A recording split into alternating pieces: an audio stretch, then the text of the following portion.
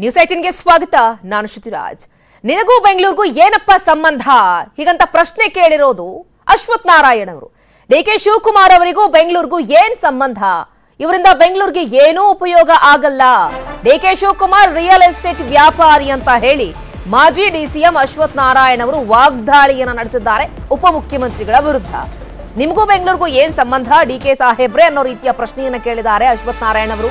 Brand Bengaluru ಅಂತ ಹೇಳ್ತಾ ಇದ್ದೀರಲ್ಲ, ಅದರ ಪರಿಕಲ್ಪನೆ ಬಗ್ಗೆ ಗೊತ್ತಿದ್ಯಾ ನಿಮ್ಗೆ ಅನ್ನೋ ರೀತಿಯಲ್ಲಿ ಅಶ್ವಥ್ ನಾರಾಯಣ್ ಅವರು ತಿರುಗೇಟ್ ಕೊಟ್ಟಿದ್ದಾರೆ. ಇವರಿಂದ ಬೆಂಗಳೂರಿಗೆ ನಯಾ ಪೈಸೆ ಲಾಭ ಇಲ್ಲ, ಡಿಕೆಶಿಯಿಂದ ಏನೂ ಆಗಲ್ಲ, ಯಾಕಂದ್ರೆ ಅವರಿಗೆ ಜನಪರ ಕಾಳಜಿ ಮೊದಲೇ ಇಲ್ಲ. ಶಿವಕುಮಾರ್ ಅಂದ್ರೆ ದ್ವೇಷ, ಅಸೂಯೆ, ಕಿರುಕುಳ ಅಷ್ಟೇ.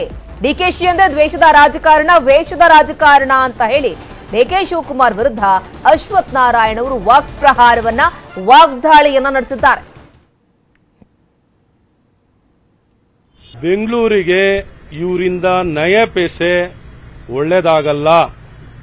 ಇವತ್ತು ನಾನು ಹೇಳಿದ್ರೆ ನಾನು ದ್ವೇಷದಲ್ಲಿ ಹೇಳಿದೆ, ವೈಮನ್ಸಲ್ಲಿ ಹೇಳಿದೆ ಅಂತ ಆಗುತ್ತೆ. ಹಾಗಾಗಿ ನಾನೇನು ಹೇಳ್ತಿಲ್ಲ.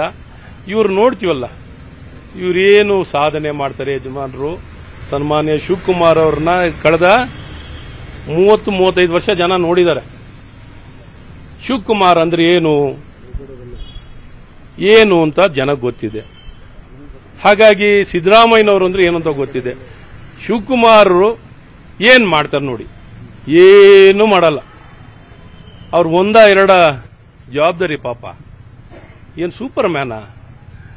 ಬ್ರ್ಯಾಂಡ್ ಬ್ಯಾಂಗ್ಳೂರು. ಇವತ್ತೇ ಹೇಳ್ತೀನಿ ನಾನು ಅವರನ್ನ ಈ ಪ್ರಶ್ನೆ ಮಾಡ್ತೀನಿ, ನಿಮ್ಮಿಂದ ಏನೂ ಆಗಲ್ಲ. ಬ್ರ್ಯಾಂಡ್ ಬ್ಯಾಂಗ್ಳೂರಲ್ಲ, ಬರೀ ಬ್ರ್ಯಾಂಡ್ ಶಿವಕುಮಾರ 1 ತಿಂಗಳು 2 ತಿಂಗಳು ಓಡುತ್ತೆ, ಅದು ಟುಸ್ ಅಂತ ಬಿದ್ದೋಗುತ್ತೆ. ಆ ಬ್ರ್ಯಾಂಡ್ ಇವರಿಗೆ ಜನರ ಪರವಾಗಿ ಕಾಳಜಿ ಇಲ್ಲ. ಬ್ರ್ಯಾಂಡ್ ಬೆಂಗಳೂರು ಶಿವಕುಮಾರ್ರೆ, ಏನ್ ಬೆಂಗಳೂರಿನಲ್ಲಿ ಗುಣಮಟ್ಟದ ಆರೋಗ್ಯ ಸೇವೆ ಕೊಡಕ್ ನಿಮ್ಗೆ ಆಗುತ್ತಾ? ಗುಣಮಟ್ಟದ ಸರ್ಕಾರಿ ಇಷ್ಟು ಮಾತ್ರ ಅಲ್ಲ, ಎಲ್ಲಿದ್ದೀಯಪ್ಪ ಶಿವಕುಮಾರ ಅಂತ ಅಶ್ವಥ್ ನಾರಾಯಣ್ ಅವರು ಲೇವಡಿಯನ್ನ ಮಾಡಿದ್ದಾರೆ. ಗ್ಯಾರಂಟಿ ಘೋಷಣೆ ಮಾಡಿಬಿಟ್ಟು ಎಲ್ಲಿ ಹೋಗಿದ್ಯಪ್ಪ ಶಿವಕುಮಾರ ಅಂತ ಪ್ರಶ್ನೆ ಕೇಳ್ತಾರೆ.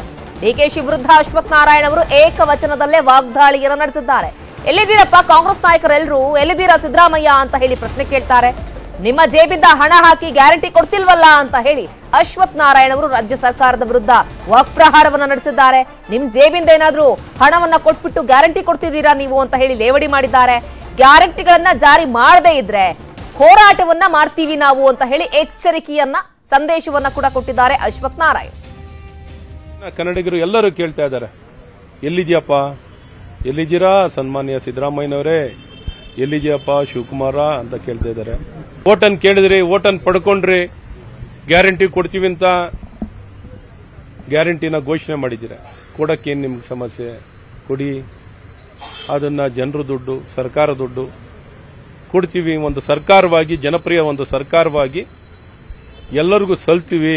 ನನಗೆ ಫ್ರೀ, ನಿನಗೆ ಫ್ರೀ, ನನ್ನ ಹೆಂಡತಿಗೆ ಫ್ರೀ, ನಿಮ್ಮ ಹೆಂಡತಿಗೆ ಫ್ರೀ. ಅದಕ್ಕೇನಾಗ ದುಡ್ಡು ಕೇಳಿರ್ಲಿಲ್ಲಲ್ಲ, ಆಧಾರ ಕೇಳಿರ್ಲಿಲ್ಲ, ಏನು ಆದಾಯನ ಕೇಳಿರ್ಲಿಲ್ಲ. ಈಗೆಲ್ಲ ಹೇಳ್ಬಿಟ್ಟು ಯಾರಿಗೆ ಫ್ರೀ ನೋಡ್ತೀನಿ, ಮಾಡ್ತೀನಿ ಅನ್ನೋಂಥದ್ದು ಹೇಳ್ತಿದ್ದಾರೆ. ಹಾಗಾಗಿ ಮಾತು ತಪ್ತಾ ಇದ್ದಾರೆ. ತಕ್ಷಣ ಈ ಗ್ಯಾರಂಟಿ ಸ್ಕೀಮ್ ಅನ್ನ ಸಂಪೂರ್ಣವಾಗಿ ಯಾವ ಮಾತಲ್ಲಿ ಹೇಳಿದ್ರು, ಎಲ್ಲರಿಗೂ ಸಲ್ಲುತ್ತೆ ಅಂತ ಹೇಳಿದ್ರು, ಆ ಪ್ರಕಾರವಾಗಿ ತಕ್ಷಣ ಮಾಡಲಿ. ಅಷ್ಟು ಮಾತ್ರ ಅಲ್ಲ, ಮುಂದುವರೆದು ಗಿಫ್ಟ್ ಕೂಪನ್ಗಳಿಂದಲೇ ಕಾಂಗ್ರೆಸ್ನವರು ಗೆದ್ದಿದ್ದಾರೆ ಅಂತ ಹೇಳಿ ಆರೋಪವನ್ನ ಮಾಡಿದ್ದಾರೆ ಅಶ್ವಥ್ ನಾರಾಯಣ್ ಅವರು. ಕುಮಾರಸ್ವಾಮಿ ಅವರು ಈ ಆರೋಪವನ್ನ ಮಾಡಿದ್ರು. ಅವರ ಆರೋಪಕ್ಕೆ ದನಿಗೂಡಿಸಿದ್ದಾರೆ ಅಶ್ವಥ್ ನಾರಾಯಣ್ ಅವರು. ಹಳೆ ಮೈಸೂರು ಭಾಗದಲ್ಲಿ ಗಿಫ್ಟ್ ಕೂಪನ್ ಅನ್ನ ಹಂಚಿದ್ದಾರೆ, ಹಂಗಾಗಿನೇ ಕಾಂಗ್ರೆಸ್ನವರು ಗೆದ್ದಿರೋದು ಅಂತ ಹೇಳಿದ್ದಾರೆ. 40 ಕ್ಷೇತ್ರಗಳಲ್ಲಿ ಗಿಫ್ಟ್ ಕೂಪನ್ ಅನ್ನ ಕಾಂಗ್ರೆಸ್ನವರು ಹಂಚಿ ಗೆದ್ದಿದ್ದಾರೆ. ಕಾಂಗ್ರೆಸ್ನವರೇನ್ ತಮ್ಮ ಶಕ್ತಿಯಿಂದ ಗೆದ್ದಿಲ್ಲ, ಸುಳ್ಳು ಭರವಸೆಗಳನ್ನ ಕೊಟ್ರು, ಗಿಫ್ಟ್ ಕಾರ್ಡ್ಗಳನ್ನ ಕೊಟ್ರು, ಬಹುಮಾನಗಳನ್ನ ಕೊಟ್ಟು ಗೆದ್ದಿದ್ದಾರೆ. ಎಷ್ಟು ಕೊಟ್ಟಿದ್ದಾರೆ ಗಿಫ್ಟ್ ಕೂಪನ್ ಅಂದ್ರೆ 5,000 ರೂಪಾಯಿ ಮೌಲ್ಯದ ಕೂಪನ್ಗಳನ್ನ ಹಂಚಿದ್ದಾರೆ ಅವರು. ಇದರ ವಿರುದ್ಧ ಸದನದಲ್ಲಿ ನಾನು ಧ್ವನಿ ಎತ್ತುತ್ತೇವೆ ಅಂತ ಹೇಳಿ ಅಶ್ವಥ್ ನಾರಾಯಣ್ ಅವರು ಹೇಳಿದ್ದಾರೆ. ಅದು ಸತ್ಯ ಅಲ್ವಾ? ಅದು ಅವರೇ ರಾಮನಗರದ MLA ಗೆದ್ದಿರೋನೇ ಎಲ್ಲ 5,000 ಕೂಪನ್ ಕೊಟ್ಟಿರೋದೆಲ್ಲ ನಾವೆಲ್ಲ ಡೆಲಿವರ್ ಮಾಡ್ತೀವಿ. ಯಾರ್ಯಾರು ಕೊಟ್ಟಿದ್ವಿ ಎಲ್ಲರಿಗೂ ಡೆಲಿವರ್ ಮಾಡ್ತೀವಿ. 40 ಕ್ಷೇತ್ರದಲ್ಲಿ ಕೆಲಸ ಮಾಡಿದ್ದಾರೆ ನೋಡಿ. ಇವರ ಅರ್ಹತೆ ಇನ್ನೊಂದ್ರ ಮೇಲೆ ಆಗ್ಲಿಲ್ಲ, ಬರೀ ಭರವಸೆಗಳ ಮೇಲೆ ಗೆದ್ದಿರೋದು. ಇವರು ನೈತಿಕವಾಗಿ ಒಳ್ಳೆಯವರು, ಸಜ್ಜನರು, ಉತ್ತಮರು, ಜನ ಭರವಸೆ ಇರೋರು ಅಂತಲ್ಲ. ಇವರು ಬರೀ ಇಂಥ ಭರವಸೆಗಳನ್ನ ಕೊಟ್ಟು ಇವತ್ತು ಚುನಾವಣೆಯಲ್ಲಿ ಆಯ್ಕೆಯಾಗಿರೋರು. ಹಾಗಾಗಿ ಕೂಪನ್ 5,000 ಕೂಪನ್, ಇನ್ನೊಂದು ಕೂಪನ್, ಎಲ್ಲಾ ಕೂಪನ್ಗಳು ಕೊಟ್ಟರು. ಗ್ಯಾರಂಟಿ ಸ್ಕೀಮ್ಗಳ ಜೊತೆ ತಕ್ಷಣ ಡ್ರಾ, ತಕ್ಷಣ ಬಹುಮಾನ ಸ್ಕೀಮು, 5,000 ಕೂಪನ್. ಇವನ್ನೆಲ್ಲವನ್ನು ಎಕ್ಸ್ಪೆಂಡಿಚರ್ ನಲ್ಲಿ ಬುಕ್ ಆದ್ರೆ ಎಲ್ಲಿ ಕ್ವಾಲಿಫೈ ಆಗ್ತಾರೆ? ಕರಪ್ಟ್ ಪ್ರಾಕ್ಟೀಸರ್ಸ್ನಲ್ಲಾಗಲಿ ಅಥವಾ ನಮ್ಮ ಈ ಎಲೆಕ್ಟೆಡ್ ರೆಪ್ರೆಸೆಂಟೇಟಿವ್ ಚುನಾವಣೆಯಲ್ಲಿ ಪ್ರಶ್ನೆ ಮಾಡಿದ್ರೆ ಕರೆಕ್ಟ್ ಆಗಿಲ್ಲ. ಇವರೆಲ್ಲ ಬನ್ನಿ, ಬಗ್ಗೆ ಮತ್ತಷ್ಟು ಮಾಹಿತಿಯನ್ನು ಕೊಡ್ಲಿಕ್ಕೆ ನೇರ ಸಂಪರ್ಕದಲ್ಲಿ ಜಾಯ್ನ್ ಆಗ್ತಾ ಇದ್ದಾರೆ ನಮ್ಮ ಪ್ರತಿನಿಧಿ ಕೃಷ್ಣ. ಅಶ್ವಥ್ ನಾರಾಯಣ್ ಅವರು ಡಿಕೆಶಿ ವಿರುದ್ಧ ಹಾಗೆ ಡಿಕೆ ಸುರೇಶ್ ಅವರ ವಿರುದ್ಧ ಹರಿಹಾಯೋದು, ವಾಕ್ಪ್ರಹಾರ ನಡೆಸೋದು ಮೊದಲೇನಲ್ಲ, ಹೊಸದೇನಲ್ಲ. ಈ ಹಿಂದೆ ರಾಮನಗರದ ವಿಚಾರದಲ್ಲೂ ಕೂಡ ದೊಡ್ಡ ಮಟ್ಟದ ಜಟಾಪಟಿಗಳಾಗಿತ್ತು. ಈಗ ಮತ್ತೊಮ್ಮೆ ಚಾರ್ಜ್ ಆಗಿದ್ದಾರೆ ಅನ್ಸತ್ತೆ ಅಶ್ವಥ್ ನಾರಾಯಣ್ ಅವರು.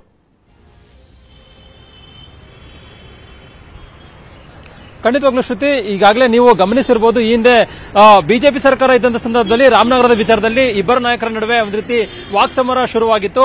ಅದೇ ರೀತಿಯಾಗಿ ಈಗ ಮತ್ತೆ ಬಿಜೆಪಿ ಸರ್ಕಾರ ಹೋಗಿ ಕಾಂಗ್ರೆಸ್ ಸರ್ಕಾರ ರಚನೆ ಆಗಿದೆ. ಬೆಂಗಳೂರು ನಗರಾಭಿವೃದ್ಧಿ ಖಾತೆಯನ್ನು ವಹಿಸಿಕೊಂಡಿರುವಂತಹ ಡಿಸಿಎಂ ಡಿಕೆ ಶಿವಕುಮಾರ್ ಅವರ ವಿರುದ್ಧವಾಗಿ ಅಶ್ವಥ್ ನಾರಾಯಣ ಅವರು ವಾಗ್ದಾಳಿಯನ್ನು ನಡೆಸಿದರೆ, ಅಂದ್ರೆ ಈ ಹಿಂದೆ ನಾನು ರಾಮನಗರ ಜಿಲ್ಲಾ ಉಸ್ತುವಾರಿ ಸಚಿವರಾದಂತಹ ಸಂದರ್ಭದಲ್ಲಿ ನನ್ನನ್ನ ಪ್ರಶ್ನೆಯನ್ನ ಮಾಡಿದ್ರು, ನೀನೇನು ಈ ಭಾಗದ ಉಸ್ತುವಾರಿನ, ಈ ಭಾಗದ ಅನ್ನೋದ್ರ ಬಗ್ಗೆ ಕೂಡ ಪ್ರಶ್ನೆಯನ್ನ ಮಾಡಿದ್ರು. ಈಗ ನಾನು ಡಿಕೆ ಶಿವಕುಮಾರ್ ಅವರಿಗೆ ಕೇಳ್ತೀನಿ, ಡಿಕೆ ಶಿವಕುಮಾರ್ ಏನವರು ಬೆಂಗಳೂರಿನವರ, ನಾನು ಇನ್ನು ಕೂಡ ರಾಮನಗರದವರು, ಅದಕ್ಕೆ ಬೇಕಾದಂತ ದಾಖಲಾತಿಗಳನ್ನ ಕೊಡ್ತೇನೆ ಅನ್ನೋ ಮಾತನ್ನು ಕೂಡ ಹೇಳಿದರೆ. ಅದ್ರ ಜೊತೆಗೆ ಡಿಕೆ ಶಿವಕುಮಾರ್ ಬರೀ ಕೇವಲ ವ್ಯಾಪಾರ, ಅದ್ರ ಜೊತೆಗೆ ಪ್ರಮುಖವಾಗಿ ಏನು ಬೇರೆ ಬೇರೆ ತಂತ್ರಗಾರಿಕೆ ಅಂದ್ರೆ ಭ್ರಷ್ಟಾಚಾರ ಮಾಡುವಂತದ್ದು, ಅವರಿಂದ ಬೆಂಗಳೂರಿಗೆ ನ್ಯಾಯಪೈಸ ಏನು ಕೂಡ ಪ್ರಯೋಜನ ಆಗೋದಿಲ್ಲ. ನಾನು ಈಗಲೂ ಕೂಡ ಪ್ರಶ್ನೆಯನ್ನ ಮಾಡ್ತೀನಿ, ಬರೀ ಬಿಲ್ಡಪ್ಗೋಸ್ಕರವಾಗಿ ಬ್ರ್ಯಾಂಡ್ ಬೆಂಗಳೂರು ಅನ್ನೋದ್ರ ಬಗ್ಗೆ ಡಿಕೆ ಶಿವಕುಮಾರ್ ಹೇಳಿಕೆಯನ್ನು ಕೊಡ್ತಿದ್ದಾರೆ. ಬೆಂಗಳೂರಲ್ಲಿ ನಿಜವಾಗ್ಲೂ ಕೂಡ ಅವರಿಂದ ಅಭಿವೃದ್ಧಿ ಸಾಧ್ಯವಾ ಅನ್ನೊಂದು ಸವಾಲನ್ನು ಕೂಡ ಹಾಕಿದ್ದಾರೆ. ಈ ಹಿಂದೆ ರಾಮನಗರದಲ್ಲೂ ಕೂಡ ಅಶ್ವಥ್ ನಾರಾಯಣ ಅವರು ಉಸ್ತುವಾರಿ ಆದಂತಹ ಸಂದರ್ಭದಲ್ಲಿ ಡಿಕೆ ಶಿವಕುಮಾರ್ ಅವರು ಪ್ರಶ್ನೆಯನ್ನ ಮಾಡಿದ್ರು ಅಶ್ವಥ್ ನಾರಾಯಣ ಅವರಿಗೆ, ಅಂದ್ರೆ ಅದೇನೋ ಕ್ಲೀನ್ ಮಾಡ್ತೀನಿ ಅಂತ ಹೇಳ್ತಿದ್ರು ಉಸ್ತುವಾರಿ ಸಚಿವರು, ಆ ರೀತಿ ಮಾಡ್ಲಿ ಅನ್ನುವಂತ ಹೇಳಿಕೆಯನ್ನ ಕೊಟ್ಟು ಲೇವಡಿಯನ್ನ ಮಾಡ್ತಾ ಇದ್ರು. ಈಗ ಅಶ್ವಥ್ ನಾರಾಯಣ ಅವರು ಬೆಂಗಳೂರಿನ ಭಾಗದವರು, ಬೆಂಗಳೂರಿನ ನಗರಾಭಿವೃದ್ಧಿ ಸಚಿವರಾಗಿದ್ದಾರೆ ಈಗ ಡಿಕೆ ಶಿವಕುಮಾರ್ ಅವರು. ಈಗ ಡಿಕೆ ಶಿವಕುಮಾರ್ ಅವರಿಗೆ ಪ್ರಶ್ನೆಯನ್ನ ಮಾಡ್ತಿದ್ರೆ, ಅದ್ರ ಜೊತೆಗೆ ಗ್ಯಾರಂಟಿಗಳ ವಿಚಾರವಾಗೂ ಕೂಡ ಸಾಕಷ್ಟು ಆಕ್ರೋಶವನ್ನ ವ್ಯಕ್ತಪಡಿಸೋದ್ರ ಮುಖಾಂತರವಾಗಿ, ಏನು ನೀವೇನು ಗ್ಯಾರಂಟಿಗಳಿಗೆ ಸಮಯವನ್ನು ಕೊಟ್ಟಿದ್ರಿ, ಸಮಯಾವಕಾಶದಲ್ಲೇ ಜಾರಿ ಮಾಡುವಂತ ಕೆಲಸವನ್ನ ಮಾಡಿ ಅನ್ನೋದ್ರ ಬಗ್ಗೆ ಕೂಡ ಈಗಾಗಲೇ ಸಾಕಷ್ಟು ಆಕ್ರೋಶವನ್ನು ಕೂಡ ವ್ಯಕ್ತಪಡಿಸಿದ್ದಾರೆ. ಜೊತೆಗೆ ಈಗಾಗಲೇ ಹಳೆ ಮೈಸೂರು ಭಾಗದಲ್ಲೂ ಕೂಡ ಅಶ್ವಥ್ ನಾರಾಯಣ ಮತ್ತೆ ಒಂದ್ ಕಡೆಗೆ ಡಿಕೆ ಶಿವಕುಮಾರ್ ಅವರ ನಾಯಕತ್ವದಿಂದ ಕೂಡ ಚುನಾವಣೆ ಕೂಡ ನಡೆದಿರುವಂತದ್ದು ಕಳೆದ ಚುನಾವಣೆಯಲ್ಲಿ. ಈಗ ಹಳೆ ಮೈಸೂರು ಭಾಗದಲ್ಲಿ ಸುಮಾರು 40ಕ್ಕೂ ಹೆಚ್ಚು ವಿಧಾನಸಭಾ ಕ್ಷೇತ್ರಗಳಲ್ಲಿ ಗಿಫ್ಟ್ ಕೂಪನ್ಗಳನ್ನು ಹಂಚೋದ್ರ ಮುಖಾಂತರವಾಗಿ ಕಾಂಗ್ರೆಸ್ನವರು ಚುನಾವಣೆಯನ್ನ ಗೆದ್ದಿದ್ದಾರೆ. ಇದರ ಮಾಸ್ಟರ್ ಮೈಂಡ್ ಡಿಕೆ ಶಿವಕುಮಾರ್ ಅನ್ನೋ ಒಂದು ಆಪಾದನೆಯನ್ನ ಪರೋಕ್ಷವಾಗಿ ಹೇಳಿರುವಂತದ್ದು. ಆ ಮುಖಾಂತರವಾಗಿ ಮತ್ತೆ ಕೆಪಿಸಿಸಿ ಅಧ್ಯಕ್ಷ ಡಿಸಿಎಂ ಡಿಕೆ ಶಿವಕುಮಾರ್ ಅವರ ವಿರುದ್ಧವಾಗಿ ಅಶ್ವಥ್ ನಾರಾಯಣ ಅವರು ಸಮರವನ್ನ ಸಾರಿದ್ದಾರೆ. ಅಂದ್ರೆ ಡಿಕೆ ಶಿವಕುಮಾರ್ ಒಬ್ರು ಒಂದ್ ರೀತಿ ಭ್ರಷ್ಟಾಚಾರ ಮಾಡಿದಂತವರು, ಅವರಿಂದನೇ ಕಾಂಗ್ರೆಸ್ನಲ್ಲಿ ಭ್ರಷ್ಟಾಚಾರ ಆಗ್ತಾ ಇದೆ. ಶಿವಕುಮಾರ್ ಇಂದ ಅಸೂಯೆ, ದ್ವೇಷ ಅನ್ನೋದು ಬಿಟ್ರೆ ಯಾವುದೇ ಕಾರಣಕ್ಕೂ ಕೂಡ ಅವರಿಂದ ಬೆಂಗಳೂರಿನ ಅಭಿವೃದ್ಧಿ ಆಗಲಿ, ರಾಜ್ಯದ ಅಭಿವೃದ್ಧಿ ಸಾಧ್ಯ ಇಲ್ಲ ಅನ್ನೋ ಒಂದು ಹೇಳಿಕೆಯನ್ನು ಕೊಡೋದ್ರ ಮುಖಾಂತರವಾಗಿ ಡಿಕೆ ಶಿವಕುಮಾರ್ ಅವರ ವಿರುದ್ಧವಾಗಿ ಸಮರವನ್ನ ಸಾರಿದ್ದಾರೆ. ಇದು ಶ್ರುತಿ ಮತ್ತೊಂದು ಸಮರಕ್ಕೂ ಕೂಡ ವೇದಿಕೆ ಆಗುವಂತ ಸಾಧ್ಯತೆ ಕೂಡ ಇದೆ. ಈ ಇಬ್ಬರ ನಾಯಕರ ಜಟಪಟಿ ಇದೇನು ಹೊಸದಲ್ಲ. ಈ ಹಿಂದೆ ರಾಮನಗರದಲ್ಲಿ ಉಸ್ತುವಾರಿ ಸಚಿವರಾದಂತಹ ಕೃಷ್ಣನ ಸಾಕಷ್ಟು ಸಂದರ್ಭಗಳಲ್ಲಿ ನೋಡಿರ್ತೇವೆ. ಅಶ್ವಥ್ ನಾರಾಯಣ ಅವರು ಡಿಕೆ ಶಿವಕುಮಾರ್ ಅವರನ್ನು ವಿಚಾರ ಬಂದ ಕೂಡಲೇ ಬಹಳ ದೊಡ್ಡ ಮಟ್ಟದಲ್ಲಿ ವಾಕ್ಪ್ರಹಾರವನ್ನು ನಡೆಸ್ತಾರೆ, ಬಹಳ ದೊಡ್ಡ ಮಟ್ಟದಲ್ಲೇ ಹರಿಹಾಯುವಂತಹ ಕೆಲಸ ಮಾಡ್ತಾರೆ. ಯಾಕೆ ರಾಜಕೀಯವಾಗಿ ಅವರಿಬ್ರು ಅಷ್ಟೊಂದು ಬದ್ಧವೈರಿಗಳ ಅಥವಾ ವೈಯಕ್ತಿಕ ದ್ವೇಷಗಳೇನಾದ್ರೂ ಇದೆಯಾ ಇವರಿಬ್ಬರ ಮಧ್ಯೆ ಅಂತ ಈ ಮಟ್ಟಿಗೆ ಇವರಿಬ್ರು ವಾಕ್ಪ್ರಹಾರವನ್ನ ನಡೆಸೋದನ್ನ ನೋಡಿದ್ರೆ ಆ ಒಂದು ಪ್ರಶ್ನೆ ಹುಟ್ಕೊಳ್ಳುತ್ತೆ. ಖಂಡಿತವಾಗ್ಲೂ ಶ್ರುತಿ, ಯಾಕಂದ್ರೆ ಈ ಹಿಂದೆ ಅಶ್ವಥ್ ನಾರಾಯಣ ಅವರಿಗೆ ಡಿಕೆ ಸುರೇಶ್ ಅವರು ಅಲ್ಲಿ ಕಾರ್ಯಕ್ರಮ ಮಾಡಿದ ಸಂದರ್ಭದಲ್ಲಿ ಡಿಕೆ ಸುರೇಶ್ಗೆ ಅಲ್ಲಿ ಪ್ರಶ್ನೆಯನ್ನ ಮಾಡಿದ್ರು. ಅಂದ್ರೆ ಮುಖ್ಯಮಂತ್ರಿಗಳ ಕಾರ್ಯಕ್ರಮದಲ್ಲೇನೆ ಯಾರಪ್ಪ ಗಂಡಸು ಅನ್ನೋ ಒಂದು ಪ್ರಶ್ನೆಯನ್ನ ಮಾಡಿದ್ರು. ಅದು ಸಹಜವಾಗಿನೇ ಡಿಕೆ ಶಿವಕುಮಾರ್ ಆಗಿರ್ಬೋದು ಮತ್ತೆ ಡಿಕೆ ಸುರೇಶ್ ಬೆಂಬಲಿಗರೇ ಮತ್ತೆ ಅವರಿಗೆ ಎಲ್ಲರಿಗೂ ಕೂಡ ಕೆರಳಿಸುವಂತ ಒಂದು ಸಂದರ್ಭ ಕೂಡ ನಡೀತಿತ್ತು. ಅದಾದ ನಂತರವಾಗಿ ಇದು ರಾಜಕೀಯ ದ್ವೇಷಕ್ಕಿಂತ ವೈಯಕ್ತಿಕ ದ್ವೇಷಕ್ಕೂ ಕೂಡ ಇದು ಒಂದು ರೀತಿ ವೈಯಕ್ತಿಕ ದ್ವೇಷಕ್ಕೂ ಕೂಡ ಇದು ಇದಾಗಿತ್ತು, ವೈಯಕ್ತಿಕ ದ್ವೇಷಕ್ಕೂ ಕೂಡ ಇದು ಕೂಡಿತ್ತು. ಹಾಗಾಗಿನೇ ಒಂದು ರೀತಿ ವೈಯಕ್ತಿಕ ದ್ವೇಷ ಜೊತೆಗೆ ರಾಜಕೀಯ ದ್ವೇಷದ ಕಾರಣದಿಂದಾಗಿ ಈ ಇಬ್ಬರು ನಾಯಕರ ನಡುವೆ ಈಗ ಮತ್ತೆ ಸಮರ ಮುಂದುವರೆದಿರುವಂತದ್ದು. ಇದು ಬರುವಂತ ದಿನಗಳಲ್ಲಿ ಮತ್ತಷ್ಟು ದೊಡ್ಡ ಮಟ್ಟದಲ್ಲಿ ಜಾಸ್ತಿ ಆಗುವಂತ ಸಾಧ್ಯತೆ ಇದೆ. ಯಾಕಂದ್ರೆ ಈಗಾಗಲೇ ಬೆಂಗಳೂರು ನಗರಾಭಿವೃದ್ಧಿ ಸಚಿವರಾಗಿರ್ತಕ್ಕಂಥ ಡಿಕೆ ಶಿವಕುಮಾರ್ ಅವರು ಸಭೆ ಮೇಲೆ ಸಭೆಯನ್ನ ಮಾಡ್ತಾ ಇದ್ದಾರೆ. ಬ್ರ್ಯಾಂಡ್ ಬೆಂಗಳೂರನ್ನ ಮಾಡಬೇಕು ಅನ್ನೋದ್ರ ಬಗ್ಗೆ ಪರಿಕಲ್ಪನೆಯಲ್ಲಿ ಒಂದಷ್ಟು ಎಲ್ಲ ಅಂದ್ರೆ ಪಕ್ಷೇತರ ನಾಯಕರ ಮುಖಾಂತರವಾಗಿ ಸಲಹೆ ಪಡೆಯುವ ಒಂದು ಕೆಲಸವನ್ನ ಮಾಡ್ತಾ ಇದ್ದಾರೆ. ಇಂತಹ ಸಂದರ್ಭದಲ್ಲಿ ಅಶ್ವಥ್ ನಾರಾಯಣ ಕೂಡ ಪಡಿತಾರೆ ಅನ್ನೋ ಒಂದು ಪ್ರಶ್ನೆಗೆ ಅಶ್ವಥ್ ನಾರಾಯಣ ಅವರು ಒಂದು ರೀತಿ ಆಕ್ರೋಶವನ್ನು ವ್ಯಕ್ತಪಡಿಸಿದ್ದಾರೆ. ಈ ಹಿಂದೆ ಏನು ಅವ್ರ ಜಿಲ್ಲೆಗೆ ಹೋದಂತ ಸಂದರ್ಭದಲ್ಲಿ ಡಿಕೆ ಶಿವಕುಮಾರ್ ಅವರು ಅಶ್ವಥ್ ನಾರಾಯಣ ಅವರನ್ನ ಕೆಣಕಿದ್ರು. ಈಗ ಅವರ ಭಾಗದಲ್ಲಿ ಡಿ ಕೆ ಶಿವಕುಮಾರ್ ಅವರು ಬಂದಿದ್ದಾರೆ. ಹೀಗಾಗಿ ಅಶ್ವತ್ಥನಾರಾಯಣ ಅವರು ಕೂಡ ಅವ್ರನ್ನ ಕೆಣಕುವಂತ ಒಂದು ಕೆಲಸವನ್ನ ಮಾಡ್ತಾ ಇದ್ದಾರೆ. ಹೀಗಾಗಿ ಬರುವಂತ ದಿನಗಳಲ್ಲಿ ಮತ್ತೆ ಈಗಾಗಲೇ ಬಿಜೆಪಿಯಲ್ಲಿ ಅಶ್ವತ್ಥನಾರಾಯಣ ಅವರು ಕೂಡ ರಾಜ್ಯಾಧ್ಯಕ್ಷ ಸ್ಥಾನದ ಆಕಾಂಕ್ಷಿ ಅವರು ಕೂಡ ಆಗ್ತಾರೆ ಅನ್ನೋದ್ರ ಬಗ್ಗೆ ಕೂಡ ಕೇಳಿ ಬರ್ತಾ ಇದ್ದಾವೆ. ಹೀಗಾಗಿ ಒಕ್ಕಲಿಗರಲ್ಲಿ ಅಶ್ವತ್ಥನಾರಾಯಣ ಅವರು ಬಿಜೆಪಿ ರಾಜ್ಯಾಧ್ಯಕ್ಷ ಆದ್ರೆ ಒಂದ್ ರೀತಿ ಕಾಂಗ್ರೆಸ್ ಮತ್ತೆ ಬಿಜೆಪಿ ನಡುವೆ ರಾಜ್ಯಾಧ್ಯಕ್ಷರ ನಡುವೆ ಒಂದ್ ರೀತಿ ಮತ್ತೊಂದು ವಾಕ್ಸಮರಕ್ಕೂ ಕೂಡ ಇದು ವೇದಿಕೆ ಆಗುವಂತ ಸಾಧ್ಯತೆ ಇರುವಂತದ್ದು. ಶ್ರುತಿ. ಓಕೆ ಕೃಷ್ಣ, ಥ್ಯಾಂಕ್ ಯು ತಮ್ಮ ಈ ಕ್ಷಣದ ಅಪ್ಡೇಟ್ಸ್ಗೆ. ಬಿಜೆಪಿ ರಾಜ್ಯಾಧ್ಯಕ್ಷ ಸ್ಥಾನಕ್ಕೆ ಕಟೀಲ್ ಅವರು ರಾಜೀನಾಮೆಯನ್ನ ಕೊಟ್ಟರು. ನನ್ನ ಅವಧಿ ಮುಕ್ತಾಯವಾಗಿದೆ, ಹೊಸದಾಗಿ ಪಕ್ಷದ ರಾಜ್ಯಾಧ್ಯಕ್ಷರ ಆಯ್ಕೆ ನಡೆಯುತ್ತೆ ಅಂತ ಹೇಳಿದ್ದಾರೆ. ಬಿಜೆಪಿ ರಾಜ್ಯಾಧ್ಯಕ್ಷ ಸ್ಥಾನಕ್ಕೆ ನಳಿನ್ ಕುಮಾರ್ ಕಟೀಲ್ ಅವರು ರಾಜೀನಾಮೆಯನ್ನ ಕೊಟ್ಟಿದ್ದಾರೆ. ಅವರು ಹೇಳ್ತಾರೆ, ರಾಷ್ಟ್ರೀಯ ಅಧ್ಯಕ್ಷರಿಗೆ ಈಗಾಗಲೇ ನಾನು ರಾಜೀನಾಮೆ ಪತ್ರವನ್ನು ಕೂಡ ಕೊಟ್ಟಿದ್ದೇನೆ. ಮುಂದಿನ ದಿನಗಳಲ್ಲಿ ಹೊಸ ಅಧ್ಯಕ್ಷರು ಯಾರು ಅಂತ ಹೇಳಿ ತೀರ್ಮಾನವನ್ನ ಬಿಜೆಪಿಯ ಹೈಕಮಾಂಡ್ ನಿರ್ಧಾರ ಮಾಡುತ್ತೆ. ನಾನು ಮೌಖಿಕವಾಗಿಯೂ ಕೂಡ ರಾಷ್ಟ್ರೀಯ ಅಧ್ಯಕ್ಷರಿಗೆ ಈ ವಿಚಾರವನ್ನ ತಿಳಿಸಿದ್ದೇನೆ ಅಂತ ಹೇಳಿದ್ದಾರೆ. ಸೋಮಣ್ಣ ಅವರು ಈಗಾಗಲೇ ರಾಜ್ಯಾಧ್ಯಕ್ಷರ ಹುದ್ದೆಗೆ ಟವಲ್ ಹಾಕಿದ್ದಾರೆ ಅನ್ನೋ ಒಂದು ವಿಚಾರಗಳೇನಿದೆ, ಆ ವಿಚಾರಕ್ಕೆ ಸಂಬಂಧಪಟ್ಟ ಹಾಗೆ ಅದನ್ನ ಕೇಳೋದೇನು ತಪ್ಪಲ್ಲ ಅಂತ ಹೇಳಿ ಇದೇ ಸಂದರ್ಭದಲ್ಲಿ ನಳಿನ್ ಕುಮಾರ್ ಕಟೀಲ್ ಅವರು ಒಂದು ಹೇಳಿಕೆಯನ್ನು ಕೂಡ ಕೊಟ್ಟಿದ್ದಾರೆ. ಅವ್ರು ಹೇಳ್ತಾರೆ, ಕರ್ನಾಟಕ ವಿಧಾನಸಭಾ ಚುನಾವಣೆಯ ಹೀನಾಯ ಸೋಲೇನಾಯಿತು, ಅದರ ಜವಾಬ್ದಾರಿಯನ್ನು ಹೊತ್ತು ನಾನೇ ರಾಜೀನಾಮೆಯನ್ನ ಕೊಟ್ಟಿದ್ದೇನೆ ಅನ್ನೋದು ನಳಿನ್ ಕುಮಾರ್ ಕಟೀಲ್ ಅವರ ಮಾತು. ನೋಡಿ, ಈಗಾಗಲೇ ನಂದು ಅದು ಕೂಗಿಲ್ಲ, ಆದರೆ ನನ್ನ ಅವಧಿ ಮುಗಿದಿದೆ. 2 ಟರ್ಮಿನ ಅವಧಿಯು ಮುಗಿದಿದೆ. ಸಹಜವಾಗಿ ಅಧ್ಯಕ್ಷ ಬದಲಾವಣೆ ಆಗಲೇಬೇಕಾಗಿದೆ. ಯಾಕಂದರೆ ನಮ್ಮ ಪಾರ್ಟಿಯಲ್ಲಿ 2 ವರ್ಷ ಒಂದು ಅಧ್ಯಕ್ಷ ಅವಧಿ, ಇವತ್ತು 4 ವರ್ಷಗಳನ್ನು ನಮ್ಮ 3 ವರ್ಷ ಒಂದು ಅವಧಿ. ಈ ಬಾರಿ ನಾನು 4 ವರ್ಷ ಪೂರೈಸಾಗಿದೆ. ಒಂದು ಸಾರಿ ಹಂಗಾಮಿಯಾಗಿ, ಮತ್ತೊಂದು ಪೂರ್ಣವಾಗಿ. ಚುನಾವಣೆ ಕಾರಣಕ್ಕೋಸ್ಕರ ಅದು ಕಂಟಿನ್ಯೂ ಆಗಿದೆ. ಈಗಾಗಲೇ ಬದಲಾವಣೆಯ ಪ್ರಕ್ರಿಯೆಗಳು ನಡೀತವೆ. ಸೋಮಣ್ಣ ಅವರು ಕೇಳಿದ್ರಲ್ಲಿ ಏನು ತಪ್ಪಿಲ್ಲ. ನಮ್ಮ ಹಿರಿಯ ನಾಯಕ ಅವರು ಅವರ ಅಪೇಕ್ಷೆಯನ್ನು ಪಡಿಸಿದ್ದಾರೆ. ನಮ್ಮಲ್ಲಿ ಅಪೇಕ್ಷೆಯನ್ನು ಯಾರು ಪಡೆದರು, ತೀರ್ಮಾನ ತಗೊಳ್ಬೇಕಂತ ನಮ್ಮ ಕೇಂದ್ರದ ನಾಯಕರಿಂದ ತೀರ್ಮಾನ ತಗೊಂಡು. ನೋಡಿ, ಈಗಾಗಲೇ ನಂದು ಅದು ಕೂಗಿಲ್ಲ, ಆದರೆ ನನ್ನ ಅವಧಿ ಮುಗಿದಿದೆ. ಈ ಬಗ್ಗೆ ಮತ್ತಷ್ಟು ಮಾಹಿತಿಯನ್ನು ಕೊಡ್ತಾರೆ ನಮ್ಮ ಬಳ್ಳಾರಿ ಪ್ರತಿನಿಧಿ ಬಸವರಾಜ್ ಜಾಯ್ನ್ ಆಗ್ತಾ ಇದ್ದಾರೆ. ಬಸವರಾಜ್, ಇವತ್ತು ಬಳ್ಳಾರಿಯಲ್ಲಿ ಮಾತನಾಡುವಂತಹ ಸಂದರ್ಭದಲ್ಲಿ ನಳಿನ್ ಕುಮಾರ್ ಕಟೀಲ್ ಅವರು ಸಾಕಷ್ಟು ವಿಚಾರಗಳನ್ನ ಪ್ರಸ್ತಾಪ ಮಾಡಿದ್ದಾರೆ. ಸೊ ಯಾವೆಲ್ಲ ವಿಚಾರಗಳನ್ನ ಹೇಳಿದ್ರು ರಾಜೀನಾಮೆ ವಿಚಾರಕ್ಕೆ ಸಂಬಂಧಪಟ್ಟ ಹಾಗೆ? ರಾಜ್ಯದಲ್ಲಿ ರಾಜ್ಯ ವಿಧಾನಸಭಾ ಚುನಾವಣೆಯಲ್ಲಿ ಬಿಜೆಪಿ ಹೀನಾಯ ಸೋಲು ಬಳಿಕ ಬಿಜೆಪಿ ರಾಜ್ಯಾಧ್ಯಕ್ಷ ಆಗಿರ್ತಕ್ಕಂಥ ನಳಿನ್ ಕುಮಾರ್ ಕಟೀಲ್ ಅವರು ತಮ್ಮ ಸ್ಥಾನಕ್ಕೆ ಅಂದ್ರೆ ನೈತಿಕ ಜವಾಬ್ದಾರಿಯನ್ನ ಹೊತ್ತು ನಾನು ಈಗಾಗಲೇ ರಾಷ್ಟ್ರೀಯ ಅಧ್ಯಕ್ಷರಿಗೆ ರಾಜೀನಾಮೆಯನ್ನ ಕೊಟ್ಟಿರ್ತೇನೆ, ಅದ್ರ ಜೊತೆಗೆ ಮೌಖಿಕವಾಗಿ ಕೂಡ ರಾಜೀನಾಮೆಯನ್ನ ಅಂಗೀಕಾರ ಮಾಡಬೇಕು ಅನ್ನೋ ನಿಟ್ಟಿನಲ್ಲಿ ಕೂಡ ಅವರಿಗೆ ಒಂದು ಮನವಿಯನ್ನು ಕೂಡ ಮಾಡಿಕೊಂಡಿದ್ದಾರೆ ಅನ್ನೋ ಮಾಹಿತಿಯನ್ನು ಕೂಡ ಇವತ್ತು ಬಿಜೆಪಿಯ ರಾಜ್ಯಾಧ್ಯಕ್ಷ ಆಗಿರ್ತಕ್ಕಂಥ ನಳಿನ್ ಕುಮಾರ್ ಕಟೀಲ್ ಅವರು ಬಳ್ಳಾರಿಯಲ್ಲಿ ಸ್ಪಷ್ಟಪಡಿಸಿರ್ತಕ್ಕಂಥದ್ದು.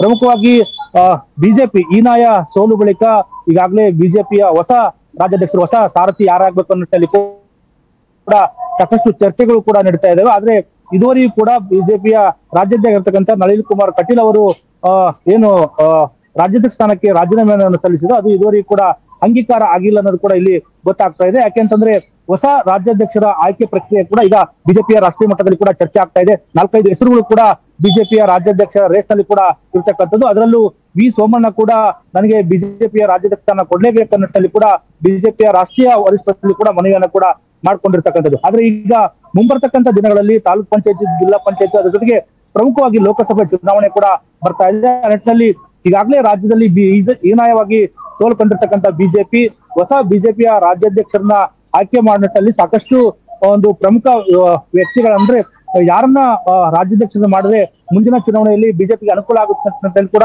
ಸಾಕಷ್ಟು ಚರ್ಚೆಗಳು ಕೂಡ ನಡೀತಾ ಇದಾವೆ. ಈ ನಿಟ್ಟಿನಲ್ಲಿ ಕೂಡ ಇದೆಲ್ಲವನ್ನು ಕೂಡ ನನ್ನ ಅಧಿಕಾರ ಅವಧಿ ಮುಗಿದಿರ್ತಕ್ಕಂಥ ಹಿನ್ನೆಲೆಯಲ್ಲಿ ನಾನು ಬಿಜೆಪಿಯ ರಾಜ್ಯಾಧ್ಯಕ್ಷ ಸ್ಥಾನಕ್ಕೆ ರಾಜ್ಯಾಧ್ಯಕ್ಷ ಕೊಟ್ಟಿದ್ದೇನೆ. ಹೊಸ ಬಸವರಾಜ್, ಥ್ಯಾಂಕ್ ಯು ತಮ್ಮ ಈ ಕ್ಷಣದ ಅಪ್ಡೇಟ್ಸ್ಗೆ. Welcome back. Bengaluru Mysuru expressway ಇದೆಯಲ್ಲ, ಒಂದು ಟೋಲ್ ದರ ಹೆಚ್ಚಳಕ್ಕೆ ಈಗಾಗಲೇ ಹಿಂದಿನಿಂದಲೂ ಕೂಡ ಬಹಳ ದೊಡ್ಡ ಮಟ್ಟದಲ್ಲೇ ವಿರೋಧ ವ್ಯಕ್ತವಾಗ್ತಾ ಇತ್ತು. ಇದೀಗ ವಿವಿಧ ಕನ್ನಡ ಪರ ಸಂಘಟನೆಗಳವರು ಪ್ರತಿಭಟನೆಯನ್ನು ನಡೆಸಲಿಕ್ಕೆ ಮುಂದಾಗಿದ್ದಾರೆ. ಈ ಕಣಮಿಣಕಿ ಶೇಷಗಿರಿಹಳ್ಳಿ ಟೋಲ್ ಬಳಿ ಹೋರಾಟವನ್ನ ನಡೆಸುತ್ತಿದ್ದಾರೆ.